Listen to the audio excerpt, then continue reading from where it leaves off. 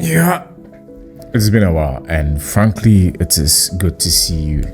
So, today is a very crucial moment in the year because if by tonight you haven't given up on your goals yet or your New Year resolutions yet, then you may be part of the remaining 30% of people who may most likely give up by June. Now, that isn't funny. According to the stats, about 60% of people give up on their resolutions by the second Friday of January every year, and it's actually known as the Quitters Day. Funny enough, that happens to be today. And frankly, I'm not so sure if I should say Happy Quitters Day. Nah, that's not right. You know what? You shouldn't give up. So by the end of the year, you only have about 9% to 10% only following through with their New Year resolutions. And what really accounts for these bizarre statistics, and what can we really do about it? Number one, New Year's are a bandwagon season of well-meaning intentions, but the expectations are simply unrealistic. New Year is a big deal.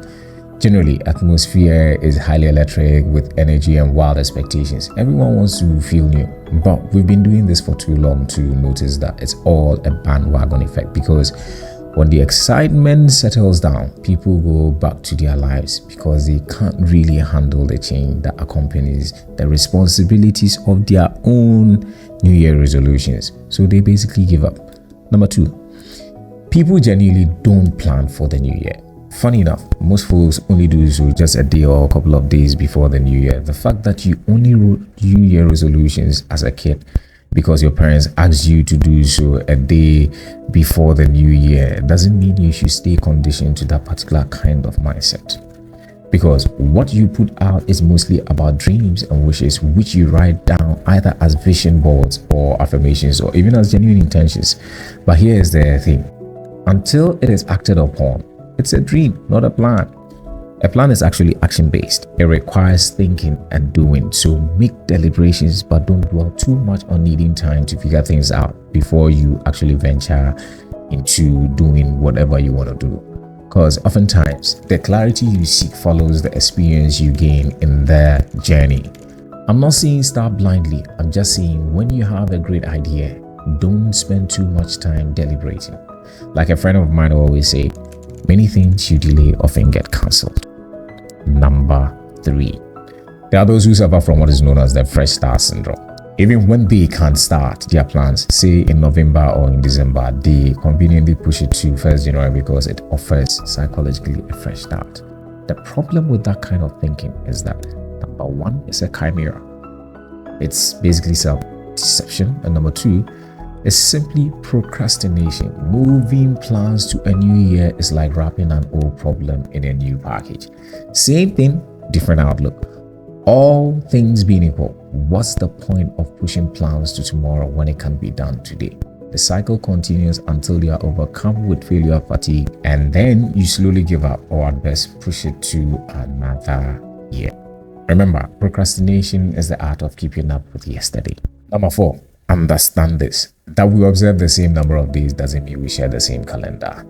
Hear me out. There are many types of calendars out there, and it is set by the agenda or agency of your enterprise. Some are shorter, others are longer. Schools have theirs, businesses have theirs, farmers have theirs, finance. There's a finance calendar, sports, politics, even or especially religion.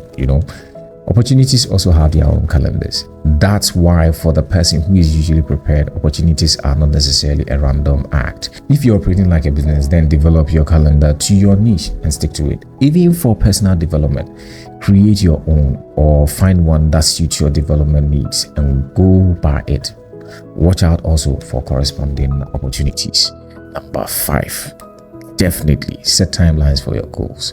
Deciding to account for your progress in 365 days can be quite overwhelming. So measure your progress with these crucial numbers: 3, 7, and then 21. 3 days is the time it takes for your brain to adjust to the disruption of old routines. Basically, you need 3 days to adjust to new behavior, but to make it stick, you need 7 days. 7 days is for reinforcing behavior because a week aligns with natural rhythms, which makes it easier to track and commit. And finally, in order to make it a habit, you need to go at least 21 days. At this point, you lack no motivation.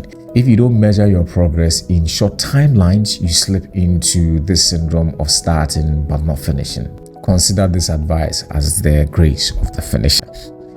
And finally, it's all about mindset. Perception is everything. Someone said, believe you can, and you are actually halfway there. Similarly, if you keep your gaze to the sunshine, you will not be bothered by shadows. This is why you shouldn't make resolutions or plans as a reaction to past mistakes or bad events.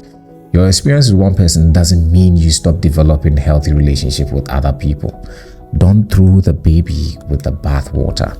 What you focus on is what you get. It's like the red car effect. Simply put, the red car effect happens when you notice something like a red car and suddenly see it everywhere. This occurs because your brain becomes primed to recognize it, filtering it into your awareness more often. It's like looking to buy a new car, see a Honda Civic. You literally begin to see it everywhere. It's called selective perception. It's not like you didn't see it before, but this time around, it comes into your frame of perception.